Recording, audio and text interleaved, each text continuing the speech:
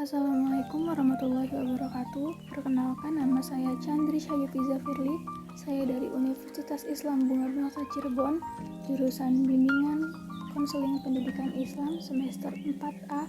Di sini saya akan menjelaskan atau memaparkan mata kuliah dari Etika Profesi Konselor.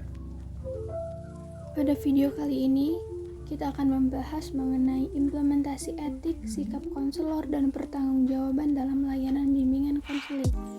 Nah, teman-teman, sebagai calon seorang konselor, kita harus memiliki ilmu pengetahuan, keterampilan, nilai, dan sikap yang mumpuni. Ketika mendapat tanggung jawab dalam melaksanakan pelayanan bimbingan konseling yang bertujuan agar menjadi konselor yang profesional. Pada poin pertama, kita akan membahas mengenai pengertian etika dalam profesi. Etika itu berasal dari bahasa Inggris disebut ethics, yang berarti wawasan atau pengetahuan mengenai nilai dan tingkah laku kesusilaan. Adapun dalam bahasa Yunani kuno, ethos artinya timbul dari kebiasaan.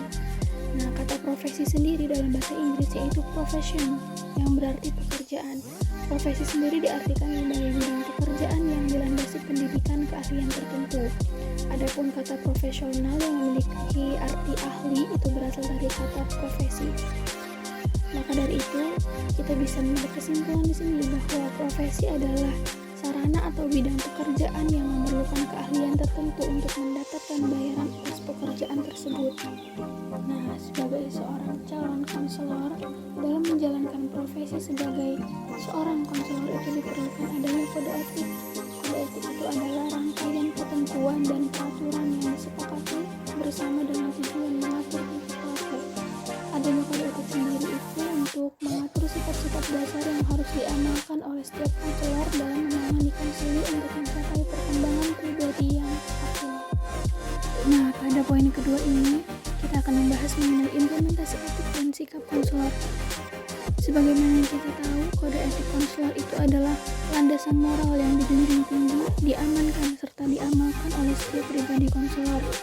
Etik dalam profesi juga diperlukan agar konselor tetap dapat menjaga kualitas dan mutu pada status profesinya, dan diharapkan agar dapat terhindar dari penyimpangan-penyimpangan tugas oleh mereka yang tidak turun langsung ke ranah bimbingan dan konseling. Adapun implementasi yang harus kita terapkan oleh konselor adalah bertanggung jawab terhadap klien dan diri sendiri, di mana seorang konselor itu memiliki tanggung jawab dan perhatian penuh terhadap konseling selama proses konseling berlangsung.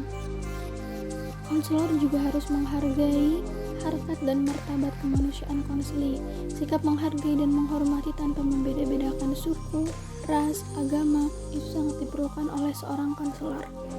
Selain itu, konselor dituntut untuk bersikap ramah dan santun kepada klien. Nah, sikap ramah ini yang awalnya bisa membuka celah agar konseling bisa terbuka kepada klien, maka konseling akan memberikan kepercayaan penuh kepada konselor untuk bisa menjaga rahasia informasi dan identitas diri klien tersebut. Sebagai seorang konselor, harus menghargai informasi mengenai diri klien dan harus dirahasiakan sepenuhnya. Karena konselor menjunjung tinggi asas kerahasiaan dan konselor bisa berbagi informasi diri hanya seizin dari klien atau konselor saja. Nah, pada poin ketiga ini kita akan membahas mengenai sikap dan perilaku konselor. Sikap seperti apa sih yang harus dimiliki oleh seorang konselor itu dalam proses konseling? Nah, sebagaimana kita tahu, peran konselor itu sebagai pendorong, pengarah, dan penggerak bagi klien untuk memiliki tingkah laku yang sesuai dengan norma atau nilai moral. Bentuk peranan konselor sendiri dalam menjalankan tanggung jawabnya yaitu memahami karakteristik, sikap, dan reaksi sosio-emosional yang muncul dari konseling.